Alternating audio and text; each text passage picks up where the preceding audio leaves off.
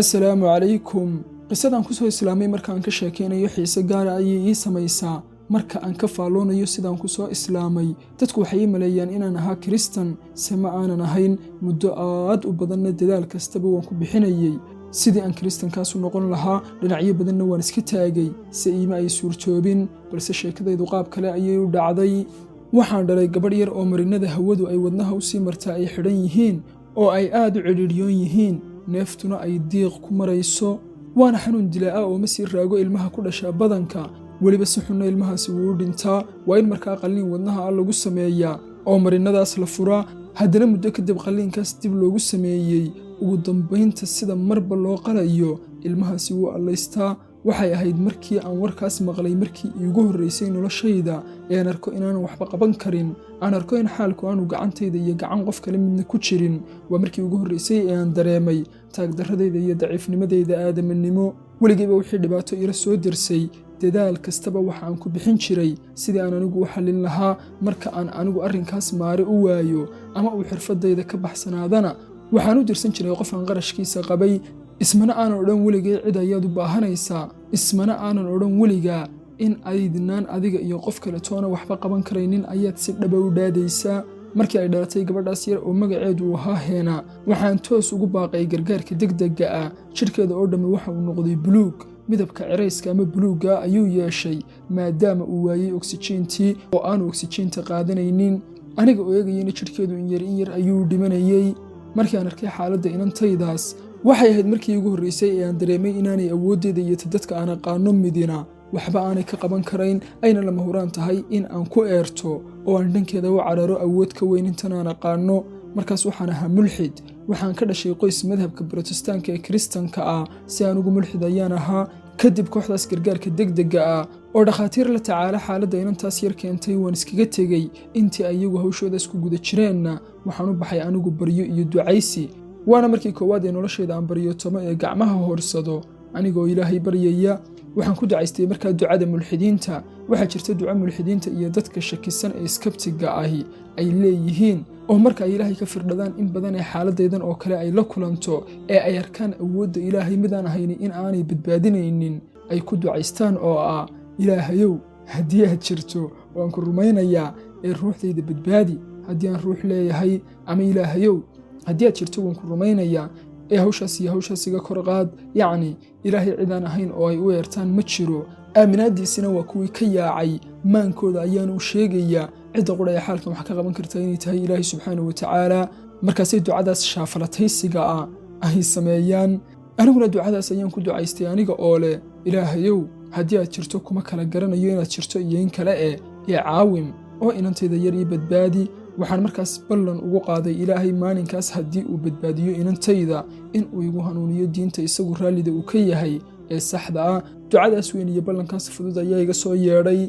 waxaan ka maqnaa qoladii dhakhaatiirta ahayd keliya 15 ilaa 20 daqiiqo oo aan baryootamayey. markii aan ku soo noqday qaybtii degdega ahayd ee inantaydu taallay, waxaan ka eegay muraayaddii albaabka. waxaana aan arkay dhakhaatiirtii oo madaxoodii sikadiisa kor ugu wada qaaday.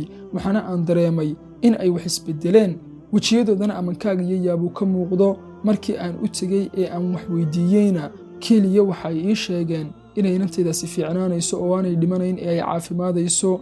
way dhacday oo inantaydii yarayd sidii dabiiciga ahayd ee ilmuhu uu ahaa ayay ku laabatay. wax qalliina laguma samayn, wax daawo ana lama siinin. keliya hal mar ayuu xaalkeedii geerida ka soo noqday oo uu dabiicigiisii ku laabtay. markii hore mawjadihii dhaqdhaqaaqa wadnaha muujinayey aynaanu oksijiinta qaadan karaynin sheegayey. waxay sheegeen inuu xaalad 100% dabiiciya wadnihii ku noqday.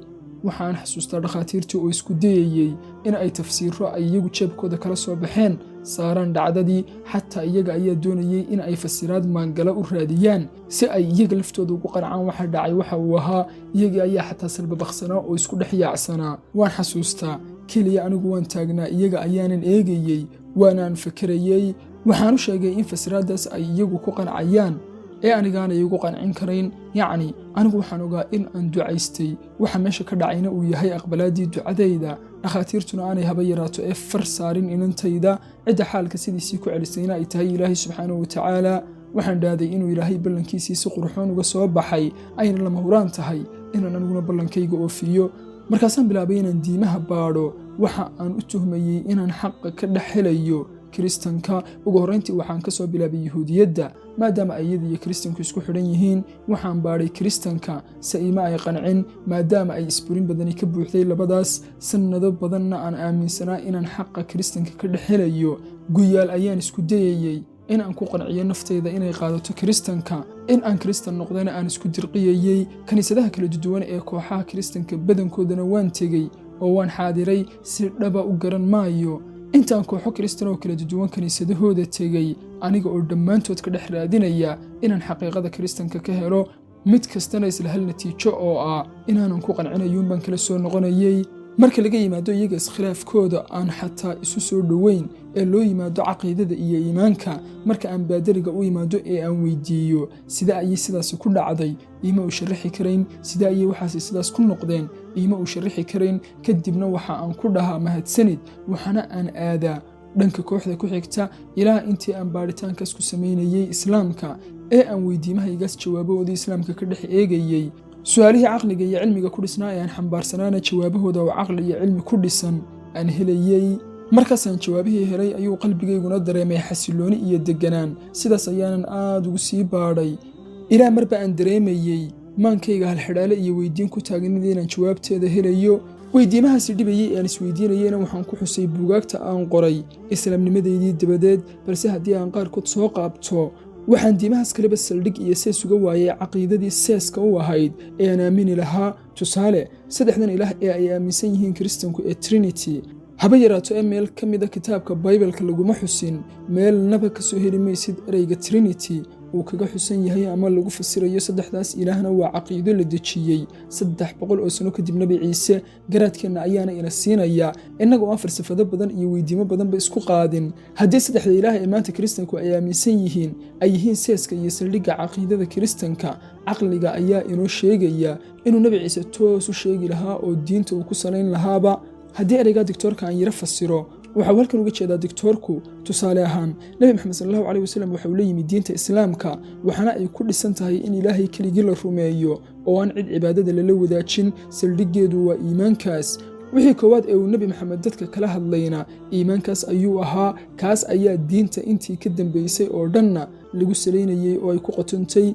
haddii kiristankana saddexda ilaah ay yihiin caqiidada saldhiggeeda ay ka shidaal qaadanayso sidee ayay suuragal u noqotay in nebigii dhammaa ee diinta siday uu ka tago diintii oo dhisan oo caqiidadii ay ku fadhiday ee lagu sheegay saddexda ilaah ama Trinity-guba ay ka maqan tahay oo aanay ka mid ahayn, oo aanu si daahira iyo si dadban midna u odhanin saddex ilaah ayaa jira, aniguna ilaah ayaan ahay, ee weliba sooyaalku uu caddeeyey in 300 oo sano kadib la isku raacay saddexdaas ilaah ee kiristanku ay caabudaan maanta.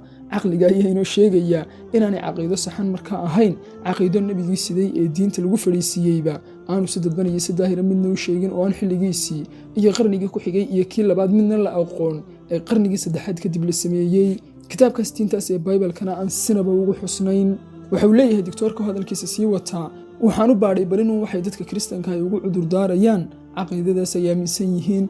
kadibna jawaab igu filan iyo midka agdhow midna way siin waayeen. waxaana aan isweydiinayey iyaga oo og in ay caqiidadaasi tahay tu qaldan oo diintaas la dhex geliyey, sidee ayay u aamineen? waxaana aan sidoo kale aaminsanaa Nabi Ciise inuu ahaa qof aadami ah oo nebi ah. waxaana aan weydiinayey bal ii caddeeya meesha uu Nabi Ciise ku yidhi ilaah ayaan hayay caabuda. taasna jawaabteeda waan ka waayey.